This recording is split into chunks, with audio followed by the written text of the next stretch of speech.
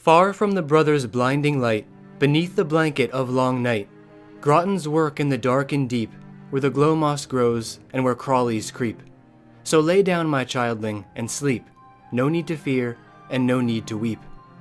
This was a popular lullaby sung by a race of Gelfling who lived deep down in the mountains of Grot, overgrown with petrified mushrooms and glowing with various flora and preserved dream etchings. Their hidden capital was Domrak, and their clan was the Grottan.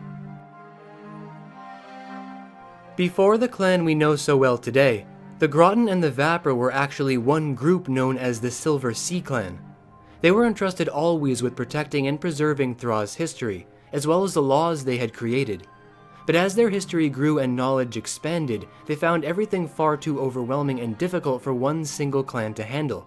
And so, they were split in two. The Vapra to their vast libraries in Harar, and the Grottan heading to their brand new home, the Caves of Grot, which were given to them by the Skeksis after evicting the Aratham and relocating them to the catacombs beneath the Crystal Castle. After many centuries of living in their dark underground world, the Grottan began to develop and evolve, changing into pure green-skinned Gelfling with large black eyes and elongated ears to help them navigate through their black environment. Their primary life mostly consisted of tending to Nurlock herds, caring for and learning to control the giant beasts for pastoral purposes, living peaceful, simple lives, unconcerned with daylighters. Because of the Skeksis' imposed hierarchy, the Grottan were not just literally the lowest clan due to their location, but they were also considered the lowest in rank and importance. Whether systematic or incidental, it is interesting that two clans that used to be one, and both tasked with guarding Thra's history, were sent to the opposite ends of the world, one highest and one lowest, and it is perhaps why the Grottan were mostly forgotten, as they never ventured to the surface world and were said by some to only number in the dozens. But nevertheless, the Grottan remained a very important part of Gelfling history.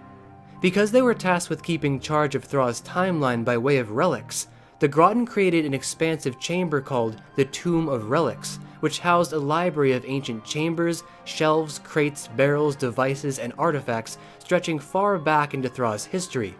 In fact, this tomb, which at one point was guarded by the Ur-Li the storyteller, was where the dual glaive itself was hidden. The Grottan's Madra was Madra Argon.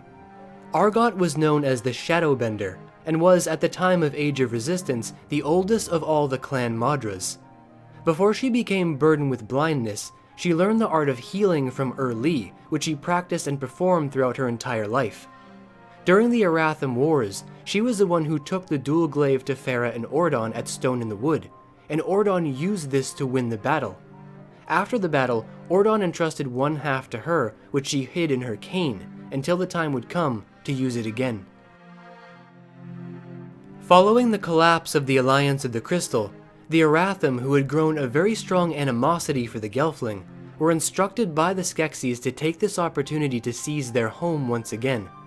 The Aratham launched a vicious assault on the Caves of Grot, enslaving the Grottan people and binding them to the Ascendancy. However, when two heroes of the Resistance, Rianne of Stonewood and Deet, a Grottan girl, saved them from the darkening that was consuming their home, they formed a brand new alliance with the Gelfling. Soon after, the Sanctuary Tree, who was slowly dying of the darkening and being eaten alive by the infected Nurlocks, gifted Deet its power. Whether it was a gift or a curse, Deet inherited all of its abilities, and was later able to use these abilities to combat the Skeksis, who had come to end the Resistance once and for all.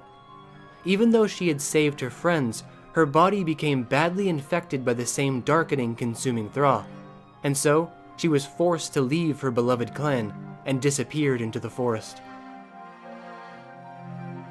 Although we are unsure of what became of Deet at this point, we can be certain of one thing.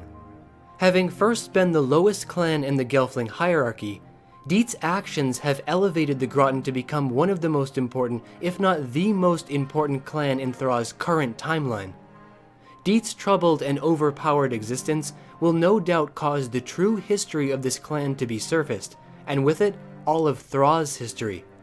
Soon, we just may see what really lies at the bottom of the Tomb of Relics, where the glow moss grows and the crawlies creep.